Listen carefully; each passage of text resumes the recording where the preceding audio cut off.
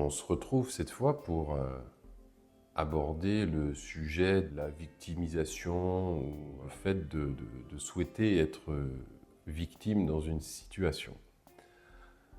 C'est un thème qui est assez intéressant puisque j'ai pu rencontrer énormément de gens venir me voir pour me parler de ce qu'ils traversaient. Et ce que j'ai pu remarquer, c'est que la plupart du temps, ils se posaient en victime à quelque chose qu'ils étaient en train de vivre, forcément quelque chose de désagréable. Et c'est intéressant de se poser la question de d'où est-ce que ça vient, cette sensation de devoir être victime d'une situation. Alors, c'est quelque chose qui est inconscient, hein. C'est quelque chose qui nous vient de l'inconscient collectif et de notre inconscient aussi. Également de notre système d'apprentissage lié aux contes et histoires qu'on a pu entendre et qu'on va pouvoir aussi retrouver aujourd'hui dans les séries, dans le cinéma. En fait, on va pouvoir remarquer que si on prend la plupart des films, même un film d'action, hein, on va pouvoir remarquer que le héros va être victime d'une injustice, de quelque chose, et que mécaniquement, ça met cette personne dans la position d'être une bonne personne. Et on pourrait y en redire en fait là-dessus. Hein, en fait, on peut le voir aussi d'ailleurs dans pas mal de films d'action où c'est très largement discutable. On pourrait prendre Taken par exemple. C'est un homme où sa fille se fait enlever. Alors, tout de suite, il est victime des ravisseurs. Vous allez me dire, bah oui, effectivement, il est victime. Il va se poser en victime, ça fait de lui une bonne personne qui va courir aller sauver sa fille. Il va pouvoir faire sans doute plein de morts sur son passage, détruire énormément de choses, mettre beaucoup de vies en danger. Et d'un autre côté, on peut se dire à ce moment-là, quand il roule comme un fou sur le trottoir, qu'il renverse des tables, qu'il y a des gens qui sortent, qui peuvent se retrouver blessés, dans ce moment-là, en fait, précis, est-ce qu'il est une victime ou est-ce que c'est lui le bourreau par rapport à d'autres gens? Donc, et finalement, on va pouvoir voir que ça va être une histoire où il n'avait pas le choix pour sauver sa fille, pour ceci, pour cela.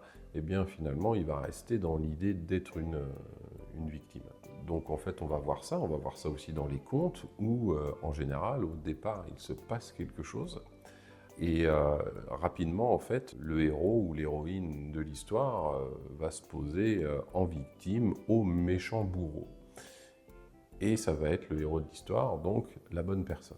On a enregistré ça en nous et notre inconscient nous fait ressortir ça en nous disant finalement il faut que dans cette histoire je sois dans la position de la victime pour pouvoir être la bonne personne aux yeux des autres.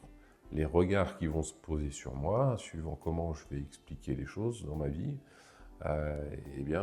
ça va être de façon à attirer l'empathie chez l'autre parce que je suis la victime de mon manager, mon patron, de ma femme, mon mari. Voilà, en fait, on va se poser en victime par rapport à ça. Ça nous met dans une posture de la bonne personne. Donc, si je me suis fait licencier d'une entreprise pour la bonne et simple raison que j'étais pas bon dans mon poste, que j'ai pas eu forcément un bon comportement ou simplement j'ai pas les compétences nécessaires, eh bien, si je me fais licencier, je vais trouver un tas d'excuses pour pouvoir expliquer que c'est pas de ma faute, que c'est de la faute de l'autre, que l'autre est méchant, que il a fait ci, il a fait ça, et puis il m'a pas accompagné, et puis il m'a pas écouté, et puis c'est pas si facile que ça. Et finalement, je vais même aller jusqu'à souhaiter que cette personne ne retrouve personne à ce poste ou que les choses changent pour pouvoir valider le fait que j'ai bien été victime de l'autre. Et donc en fait, ça va être cette idée-là, à chaque fois, de me victimiser pour dire je suis la bonne personne et c'est l'autre le méchant. Donc il y a quelque chose aussi qui est connu, qui est le triangle de Karpman, et où on va retrouver bourreau, victime, sauveur. Donc là, je ne parle pas de la position du sauveur. Là, je parle vraiment en fait de ce qui va nous amener à vouloir nous mettre dans cette position. On va retrouver la même chose dans le couple, où on va avoir énormément de personnes qui vont aller se plaindre auprès d'amis ou de famille, ou coach ou psy, peu importe, en disant oui, mais l'autre, il a fait ci, et puis l'autre, il a fait ça, sans remettre son propre comportement en question, mais en disant que c'est de la faute de l'autre si je vis ça. La réalité profonde derrière, c'est que quand je suis victime de quelque chose, j'ai aussi ma part de responsabilité et c'est rare que je sois vraiment victime à 100%. Il y a aussi des moments où j'ai été aussi le bourreau, mais ça, je ne me l'avoue pas et je me raconte une histoire pour pouvoir me cacher de ça. Donc, ce qui peut être intéressant, c'est justement d'observer dans la vie, toutes les fois où je me suis vu comme victime de quelqu'un qui a été méchant avec moi, et regarder finalement si je suis réellement victime ou si j'ai pas non plus mes parts de responsabilité dans l'équation. Parce que en général, un jeu, ça se joue à deux. D'ailleurs, dans les conflits qu'on peut retrouver, qui peuvent amener à des guerres en fait, alors pas forcément des guerres entre pays, mais des guerres entre classes, entre groupes, eh bien, on va retrouver aussi beaucoup ça. Et ce qui est surprenant en tout cas à regarder, c'est de se dire que chacune des deux parties pense être dans son bon droit, parce que chacune des deux parties pense avoir été victime de l'autre partie à un moment donné. Alors, si une des parties fait quelque chose dans son intérêt, mais que l'autre partie se dit qu'elle, ça ne l'arrange pas, elle va pouvoir voir ça comme une offense et se dire qu'elle est victime de cette autre partie. Donc en étant victime, ça lui donne le droit à un autre moment, de devenir bourreau par rapport à cette autre partie qui se retrouve victime, qui à son tour se dit voilà, l'autre m'a fait ça, je suis une victime, donc je vais faire ça, et du coup redevient le bourreau de l'autre qui redevient victime. Et en fait, c'est là où on peut se retrouver avec une escalade où chacune des deux parties, pensant être dans son bon droit et être victime de l'autre qui est le bourreau, va mettre en place des sanctions, des stratégies, un tas de choses qui vont amener finalement un conflit qui va augmenter en puissance au fur et à mesure du temps, et une guerre ouverte, des batailles, et ça ne va pas du tout être aidant, ni pour l'un ni pour l'autre. Et donc c'est pour ça que ça peut être intéressant de dissocier les choses, de se poser déjà la question, qu'est-ce que l'autre cherchait à obtenir en faisant ça? Est-ce que c'était par rapport à moi? Est-ce que c'était par rapport à moi? Est-ce que lui a voulu obtenir quelque chose parce que ça l'arrangeait et complètement et n'a pas vu que ça pouvait, moi, me déranger de l'autre côté? Et puis, si à un moment donné, je suis victime, je me sens en tout cas victime de quelque chose, je peux me poser la question de savoir en fait qu'est-ce qui a pu engendrer ça chez l'autre. Alors là, on ne va pas parler forcément de conflits politiques ou géopolitiques, mais simplement on peut le retrouver dans le couple en fait.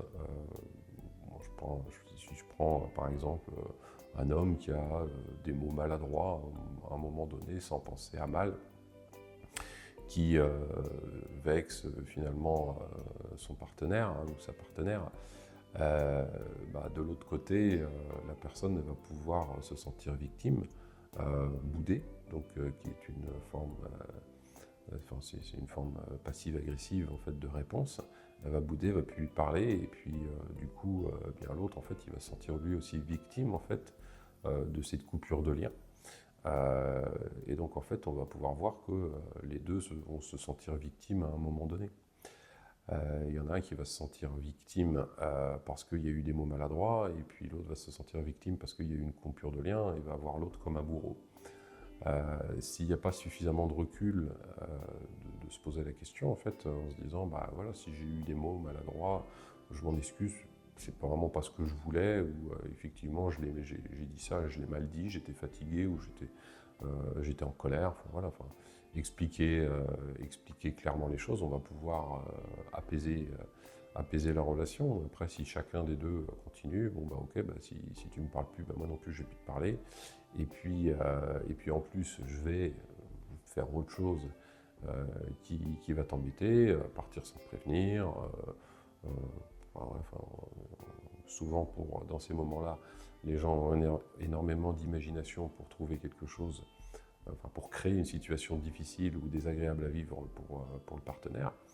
Et puis bah, l'autre va répondre de la même façon. Donc chacun, à leur tour, eh bien, en fait, ils vont passer de l'état de bourreau à victime aussi. Donc voilà, ce sont des exemples pour illustrer un peu comment ça se passe.